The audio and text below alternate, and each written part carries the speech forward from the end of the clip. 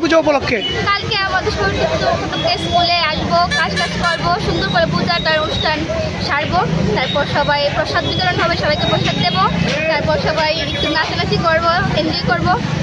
অন্যান্য স্কুলে যাওয়ার প্ল্যান আছে কি? অন্যান্য স্কুলে যাওয়ার প্ল্যান আছে, মানে পুজো শেষ করে স্কুলের পুজো শেষ করে তারপর অন্যান্য স্কুলে যাবো। করবো কালকে সারাদিন ঘোরাঘুরি থাকবে। কালকে শুধু পড়াটা একটু কম থাকবে, আর ঘোরাঘুরি সব থেকে বেশি থাকবে কালকে। সবার আগে আমরা আমাদের কলেজে এনজয় করবো, তারপরে গেম খেতে যাবো।